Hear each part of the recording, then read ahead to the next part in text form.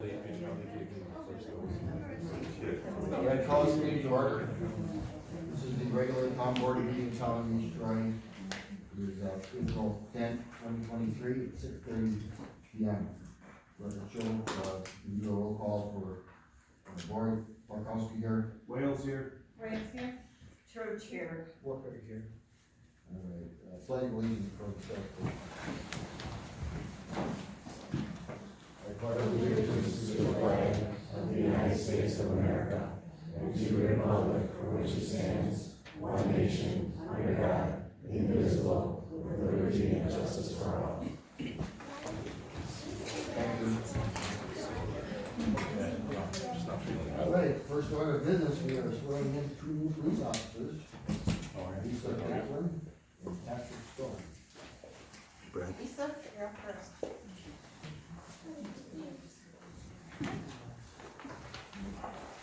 Please raise your right hand. I, please state your name, I, Lisa Kaplan, have been appointed have been appointed to the office of police officer to the office of police officer in and for the town of East Troy. in and for the town of East Troy. Swear that I will support Swear that I will support the ordinances of the town of East Troy, the ordinances of the town of East Troy, the Constitution of the state of Wisconsin, the Constitution of the state of Wisconsin, and the Constitution of the United States, and the Constitution of the United States, and will faithfully and impartially and will faithfully and impartially discharge the duties discharge the duties of said office of said office to the best of my ability, to the best of my ability, so help me God. so help me God.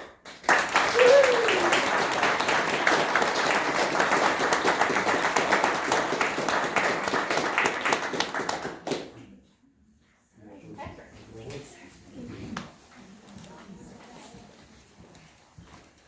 Please raise your right hand. I, please state your name, I, Patrick Storm, have been appointed to the office have been appointed to the office of police officer of police officer in and for the town of East Troy. in and for the town of East Troy. Swear that I will support Swear that I will support the ordinances of the town of East Troy, the ordinances of the town of East Troy, the Constitution of the state of Wisconsin, the Constitution of the state of Wisconsin, and the Constitution of the United States, and the Constitution of the United States, and will faithfully and impartially and will faithfully and impartially discharge the duties discharge the duties of said office of said office to the best of my ability, to the best of my ability, so help me God. so help me God.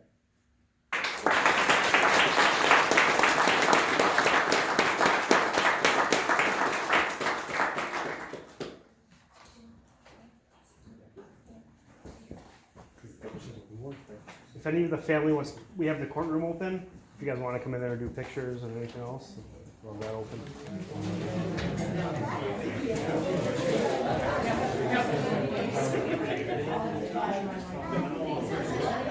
What do you mean we're gonna take pictures? We're gonna take pictures with Mama.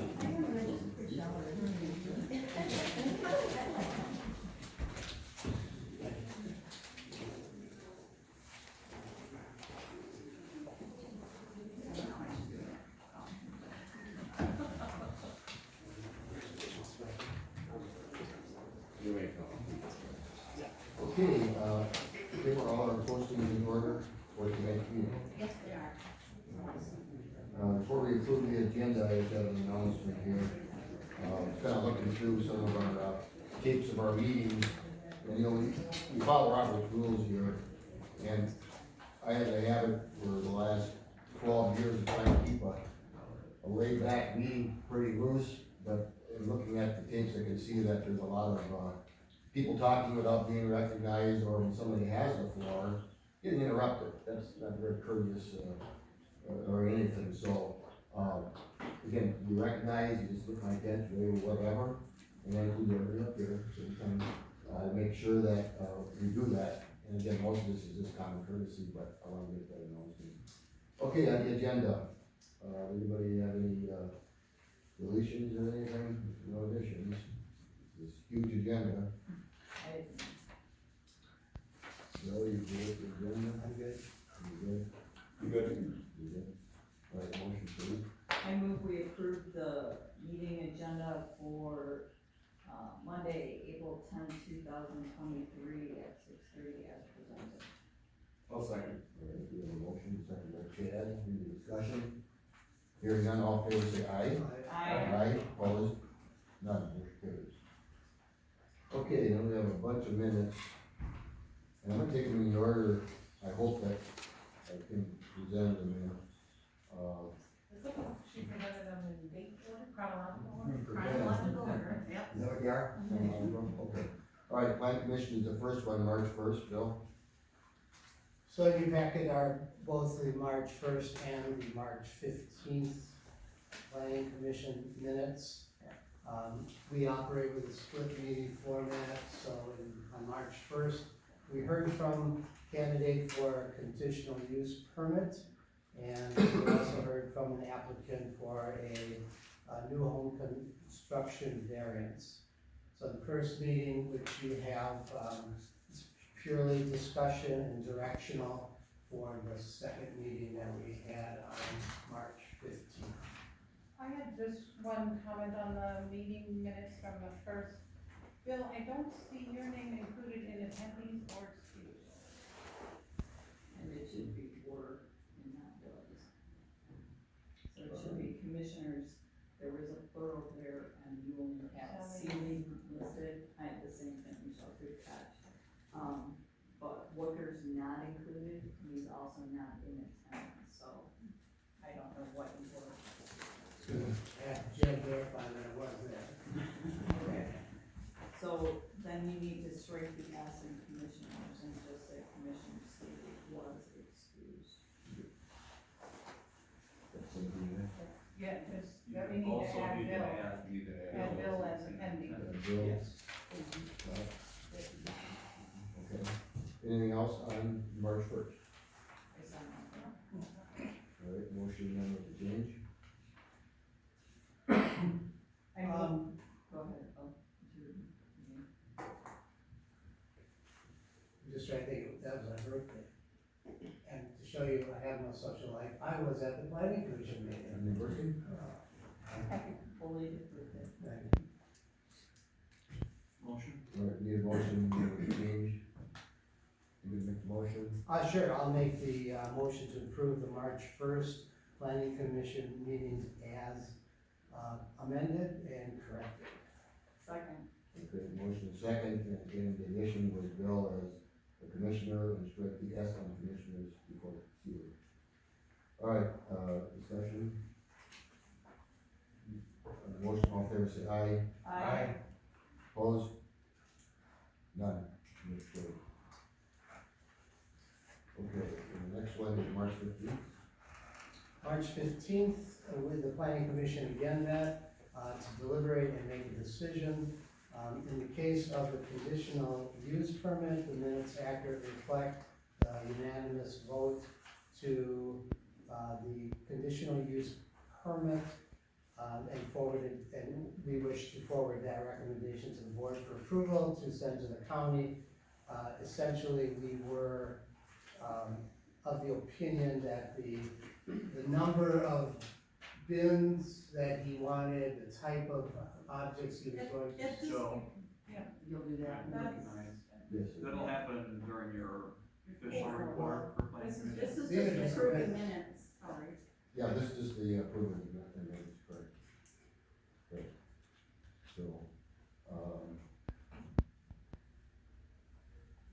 So you have any changes? I had nothing. No, okay. So you making a recommendation to approve the minutes from March 15th? I'd ask the town board to approve the minutes as written. I'll second. We have a motion and a second. Any further discussion? Hearing none, all in favor say aye. Aye, opposed? None. Motion carried. Okay. Then we have communications committee from March 6th. Yep, obviously that was a long night, a lot of meetings, but it has been reviewed and approved by the committee, so, I would make a motion to approve the meeting minutes from the communications committee dated Monday, March 6th. Do you have a second? Yeah, I'll second. Okay, we all second, discussions? Hearing none, all in favor say aye. Aye. Opposed? None. Motion carried.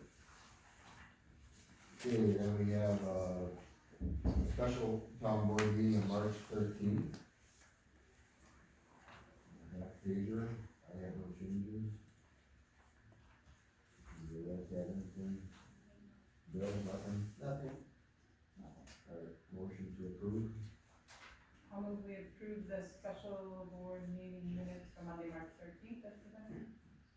You have a second? Second. Alright, second. Discussion? Hearing none, all in favor say aye. Aye. Opposed? None, motion carries. Regular town board meeting, from March 13th. And I believe the only thing that has to happen, the icing so far is we replaced page 3. Page 2, Page 2, for yeah. the East Troy Area Emergency Services District. Okay. I had put in the previous, or the current report. Gotcha. So we'll have to include both of those. Okay, Barb, you had something? Yeah, that was what I had. That's what you had, and you have any other remarks? I had. I do not. Oh, I'm good. Okay, motion to approve March 13th. Lori? I move that we approve the official town board meeting minutes for Monday, March 13th, 2023, as with the amended change. I'll second. Alright, motion is second. Discussion? Hearing none, all in favor say aye. Aye, opposed? None. And then we had the meeting minutes from the communications committee on Monday, March 27th. Obviously a much shorter meeting. Reviewed by the committee earlier this month. So I would make a motion to approve the Monday, March 27th communications committee meeting minutes as presented. Second. Alright, we have a second. Discussion? Mr. Chairman, just one question I have, Michelle, there are 5 members on the committee. 2 attended the meeting, Correct. so you didn't have a quorum. Correct. And I checked with Chairman Klarkowski before we proceeded with the meeting and approved going ahead as a working meeting. As a working meeting, you said there would be no motions. Right. There were no further- I thought it would be better, but, we had a lot of work going on, Right. and you see an issue, especially since there's no action on this. But in general, we would not have a meeting if we did not have a quorum. To me, if you're gonna be making some major, making some decisions, you wanna have at least a quorum. When we look at our own ordinance, it talks about this meeting and town board meetings, You need a forum to make any motions. on any committees, any town committees. Okay, so, correct, that, yeah. So, and that's probably why we're the shorter one too. Right. Alright. Alright, any other comments? If not on the motion, all in favor say aye. Aye, opposed? None. Motion carries. I believe that's it for all the meetings, is that correct? Yes. Bless you. Make sure that,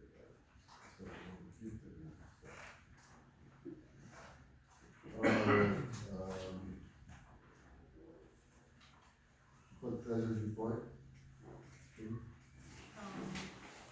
Treasurer's report for, well, Wendy's here, our auditor, if you wanna do that part first. Audit presentation. Yeah, let's finish Kim first. Yeah, go ahead, that's fine. Alright, treasurer's report for March 2023. Total receipts were $5,420.51. Transfers for March were $678,000. Interest earned was $323.58. Balance as of February 28th was $3,006.15. Total funds for March were $682,750.24. Checks paid in March were $672,435.89, leaving a balance of $14,314.35. Expenditures were high because a lot of our debt payments are due in March. had your report on what you had going on, and there was, obviously the election, a lot was going on there. And then you also included the, election from every municipality in the county. I included this document because it's a report generated by the county, and I just wanted to point out that in the town of East Hope, we had 1,913 voters. We outvoted every other town and village in the county. We also put through in this one room more voters than any other polling location in the entire county. That was very interesting to see, yeah. And And everybody spoke. the Badger books were excellent. We had a longer line waiting for a booth to open up than we did to check in. And fortunately, there's nothing we can do about the size of this room. When the new police garage is built, the building inspector's desk and area will be moved out of that corner. That will give us 2 more spaces. We're still gonna have a line on a bigger election, but the room is the size it is. So, but everything went extremely well. You know what the number of registered voters in town? We started the election with 3,024 voters. We had 34 new registrations on election day. Ms. Buchanan, I canvassed a few of the election workers to inquire as to the success of or not of Badger Books. I can't tell you how pleased everybody was. And there were people out in the hall who were talking about the speed of them being able to be processed through the election, that it was really positive.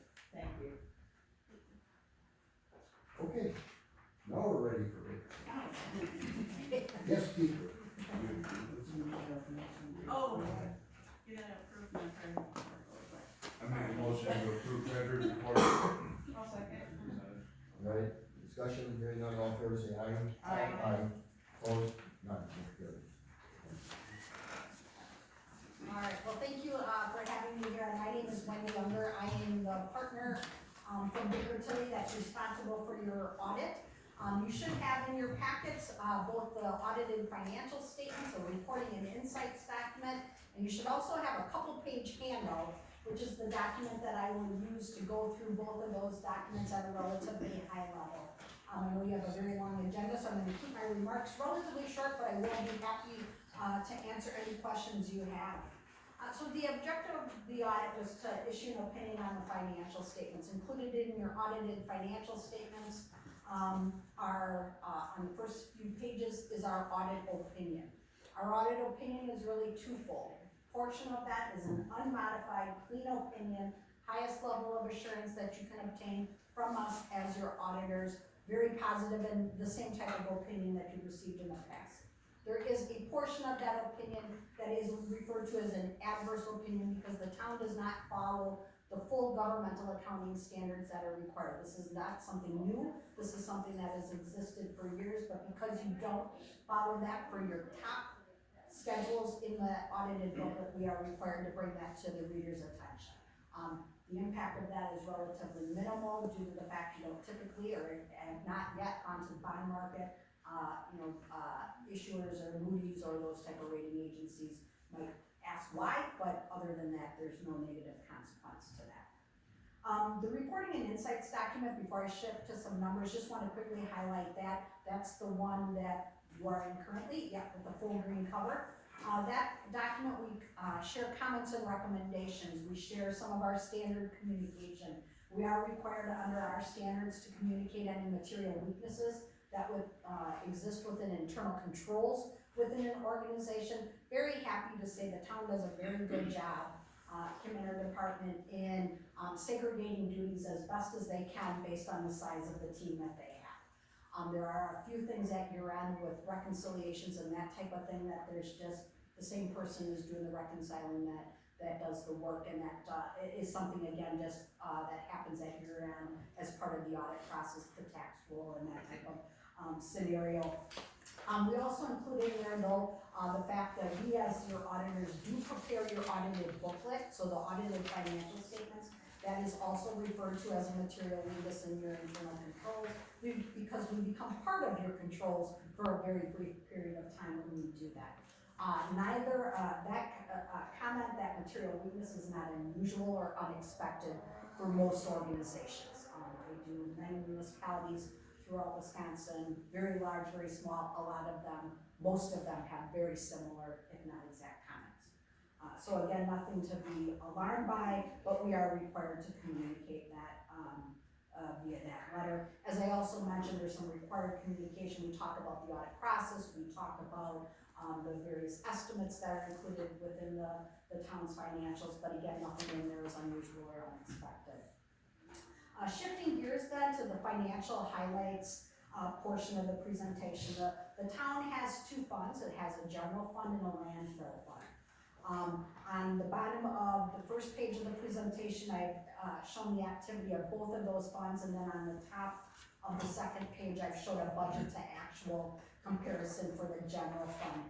So I'm going to kind of talk about both of those together because it makes the most sense. So the general fund, when we look at the general fund activity, we always compare that to budget. That is a required comparison or required disclosure within your financial statements. When we look at the various activity for the general fund for 2022, the general fund had roughly $3 million of actual revenue compared to a $2.7 million budget. So the town ended positive to budget by approximately $300,000. The two largest pieces of that, if you keep in mind, during 2022, you got the last tranche of your ARPA funds. So that was $212,000 of that. You didn't budget for that. And then also your building activity, your building permit revenue came in $81,000 over budget.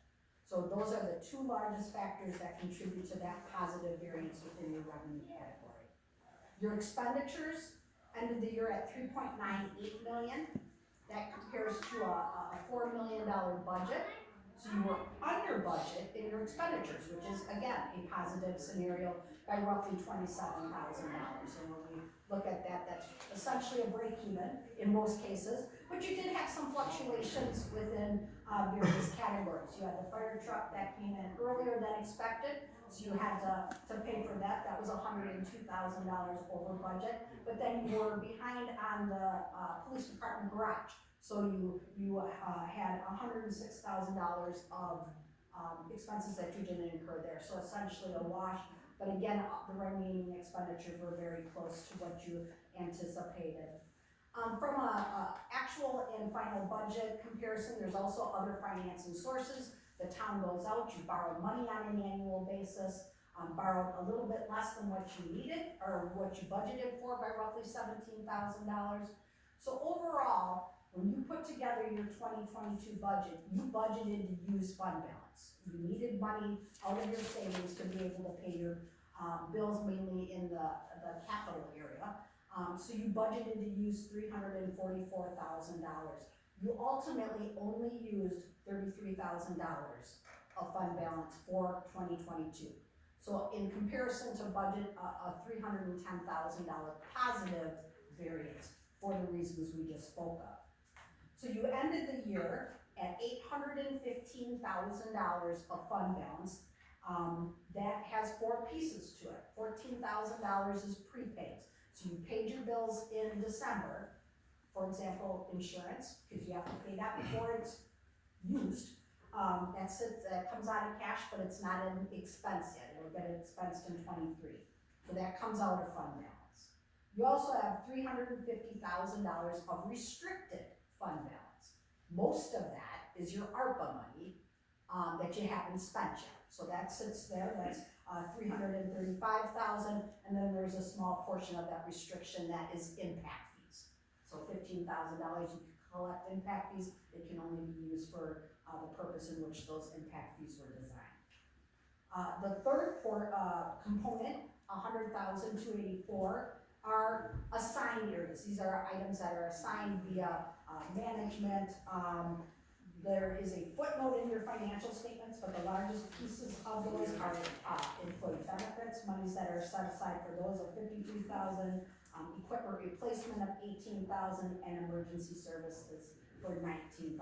So again, those monies are earmarked, they can always be unassigned. So they are monies that you have available for spending, but again, are assigned within the statements. The fourth component of that $815,000 is what's referred to as unassigned. That's working capital contingency type monies. That balance is almost $350,000. That represents 9% of your operating budget. So actually a little bit on the low side. We typically look at that to be 10 to 25%, so you have enough funds available.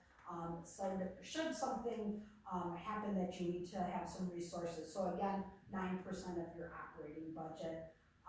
Again, total fund balance of your general fund of $815,000. But again, ended the year favorable compared to what you had anticipated. The second column, the landfill, that fund has a small amount of revenue, roughly $13,000. That's investment income on the cash that is in that fund.